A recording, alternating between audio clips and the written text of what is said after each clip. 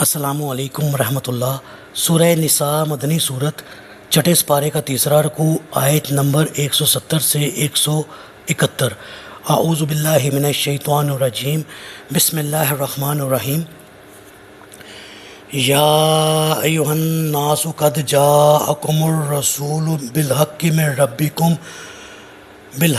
ربکم فآمنوا خیرا لکم وَإِن تَكْفُرُوا فَإِنَّ لِلَّهِ مَا فِي السَّمَاوَاتِ وَالْأَرْضِ وَكَانَ اللَّهُ عَلِيمًا حَكِيمًا۔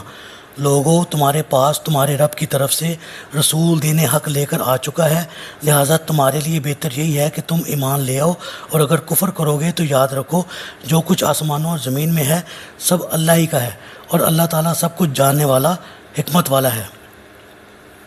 جی، یعنی اللہ کی طرف سے تم پر اتمام حجت ہو چکی ہے، اور روز آخرت تمہارے پاس پیش کرنے کو کوئی عذر نہ ہوگا، اور سب شہادتیں تمہارے خلاف جائیں گی، لہٰذا بہتر یہی ہے کہ بر وقت سنبھل جاؤ اور رسول پر اور اللہ کی آیات پر ایمان لا کر آخروی زندگی سنوار لو، ورنہ اس روز اللہ کی گرفت اور اس کے عذاب سے کبھی بچ نہ سکو گے، جو کائنات کی ہر چیز پر مکمل قبضہ اور اختیار رکھتا ہے۔ وہ تمہاری سب شرارتوں کو بھی جانتا ہے، اور اپنے احکام کی خلاف ورزی کرنے والوں سے نمٹنے کا طریقہ بھی اسے آتا ہے۔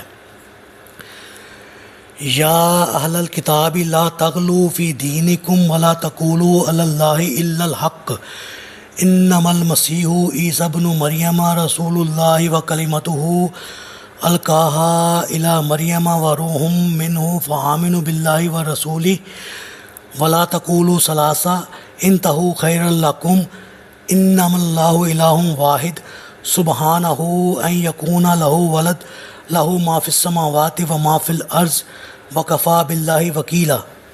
اے اہل کتاب، اپنے دین میں غلو نہ کرو اور اللہ کی نسبت وہی بات کہو جو حق ہے۔ مسیح عیسیٰ ابن مریم صرف اللہ کے رسول اور اس کا کلمہ تھے، جسے اللہ نے مریم کی طرف بھیجا تھا، اور وہ اس کی طرف سے ایک روح تھے۔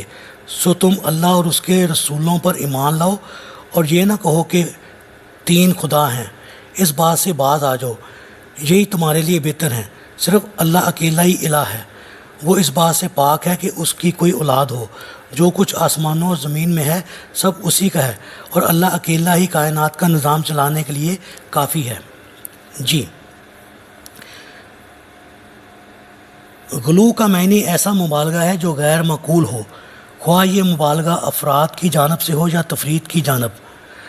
جیسے عیسیٰ علیہ السلام کے متعلق نصارہ کا یہ عقیدہ تھا کہ اللہ کے بیٹے تھے، اور اس کے بالکل برعکس یہود کا یہ عقیدہ کہ وہ نبی نہ تھے، بلکہ یہود معاذ اللہ انہیں ولد الحرام سمجھتے تھے۔ اسی بنا پر انہوں نے آپ کو سولی پر چڑھانے میں اپنی کوششیں صرف کر دیں۔ گویا ایک ہی رسول کے بارے میں غلو کی بنا پر اہل کتاب کے دونوں بڑے فرقے گمراہ ہو گئے۔ امت محمدیہ میں غلو کی مثالوں کے لیے سورہ فرقان کا حاشیہ نمبر 3 ملاحظہ فرمائیے۔ الوہیت مسیح کا عقیدہ، یہ خطاب نصارہ کو ہے جنہوں نے عیسیٰ علیہ السلام کو کبھی خدا کا بیٹا قرار دیا اور کبھی تین خداؤں میں سے تیسرا خدا قرار دیا، حالانکہ انجیل میں عیسیٰ علیہ السلام کی معجزانہ پیدائش کے متعلق وہی الفاظ استعمال ہوئے ہیں جو قرآن میں استعمال ہوئے ہیں، یعنی عیسیٰ علیہ السلام اللہ کا کلمہ تھے اور اس کی طرف سے روح تھے۔